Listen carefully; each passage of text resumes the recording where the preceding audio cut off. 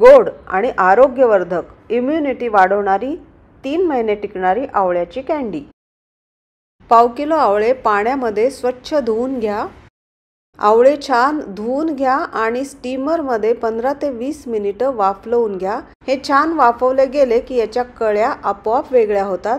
या कळ्या एका भांड्यामध्ये काढून ठेवा आणि या गार झाल्या की मिक्सरमध्ये त्याची एकदम बारीक अशी प्युरी बनवून घ्या। आता एका नॉनस्टिक भांड्यामध्ये किंवा जाड बुडाच्या भांड्यामध्ये ही प्युरी काढून घ्या आणि त्याच्यामध्ये जितकी प्युरी आहे तितक्या प्रमाणात किंवा 1.5 पटीने पिठी साखर घालायची आहे आणि छान ढवळून घ्यायचंय। थोडंसं काळं मीठ, थोडंसं साधं मीठ आणि जिरे पावडर घाला आणि साधारण 10 ते 15 मिनिटं याला कंटिन्युअसली ढवळत राहायचंय।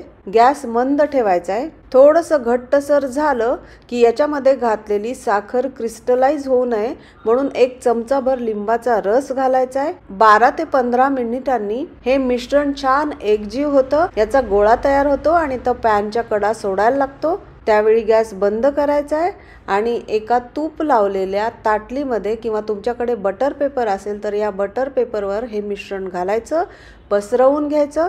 तुम्हाला हवं तेवढ्या जाड आकाराचं हे बनवा आणि 1 तासभर याला छान थंड होऊ द्यायचे। थंड झाली की ही आवळ्याची जी पोळी तयार होते ती आपोआपच बटर पेपर पासून किंवा ताटलीपासून वेगळी होते।